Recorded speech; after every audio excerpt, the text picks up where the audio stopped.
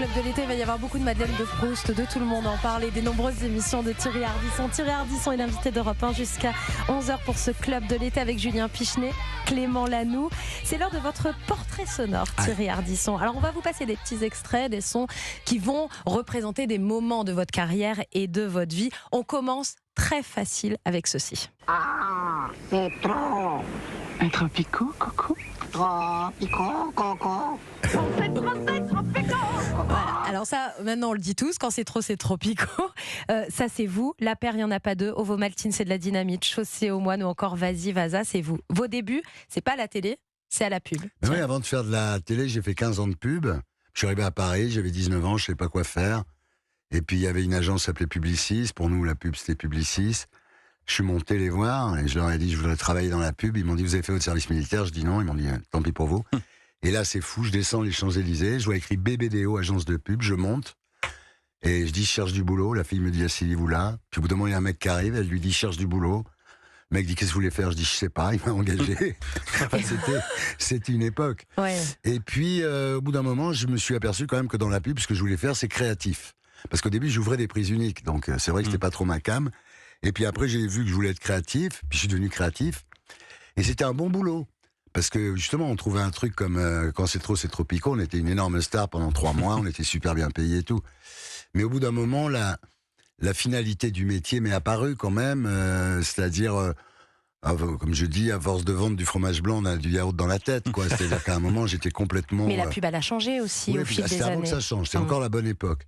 Puis là, j'ai compris que c'était une solution de faciliter la pub. C'est-à-dire que je gagnais beaucoup d'argent, j'étais une espèce de petit starlet, mais qu'il fallait que je fasse autre chose de ma vie.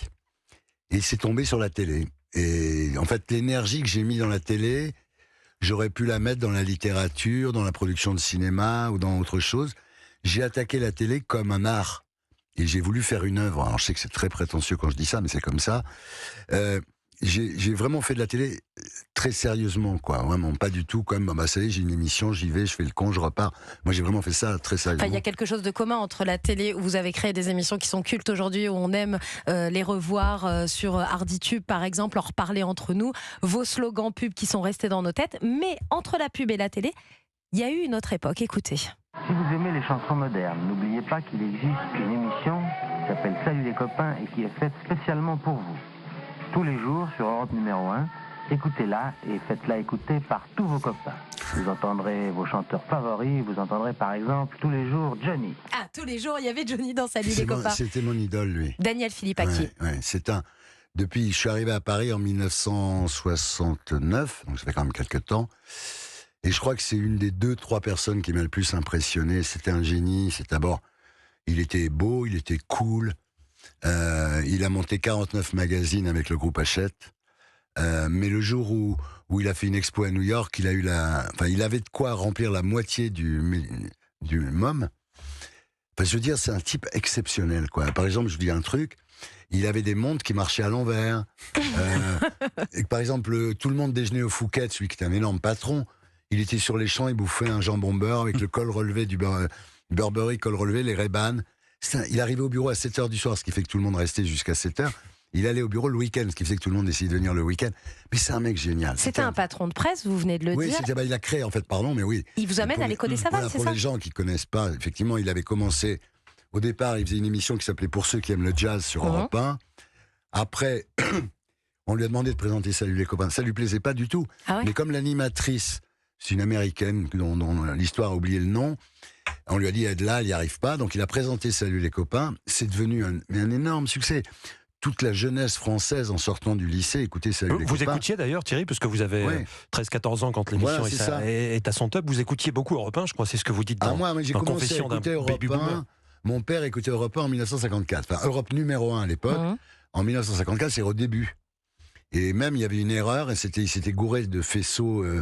Pendant 2 jours, il n'y a plus Europe 1 parce qu'il fallait changer. Mais je me souviens du début d'Europe 1. Et puis après, il y a eu Salut les copains, il y a eu Europe 1, Europe numéro 1 en 68. Il y avait les mecs avec les nagras, les barricades, c'était quand même un truc. Non, j'étais bien dedans. Et Philippaki, donc, il fait l'émission Salut les copains, et sans rien demander à personne, surtout pas au propriétaire du titre, il fait un journal qui s'appelle Salut les copains. Le premier numéro s'est vendu à 1 million d'exemplaires. Non, mais je veux dire. Et moi, quand j'ai fait entrevue avec lui, premier numéro, on en a vendu 120 000. Alors j'ai dit, t'as vu, ça marche, on a vendu 120 000. C'est pas la ruée. C'est exactement ce qu'on peut dire sur Coluche. Parce que quand les gens m'ont dit, mais alors Coluche, je dis, c'est pas la ruée, quoi. J'ai gardé cette espèce de pragmatisme que m'a enseigné Daniel. Et donc après, oui, il a monté 40, il a racheté Match, ils ont racheté Elle, Ensuite, il y aura les débuts à la télé. Et justement, on va en parler dans un instant avec Julien Pichenet. On va aussi retrouver Olivier Mine, le maître de Fort Boyard, tous les samedis soirs sur France 2. Restez avec nous. Vous écoutez le Club de l'été de Thierry Ardisson jusqu'à 11h sur Europe 1, sans oublier à 15h de retrouver Au cœur de l'histoire.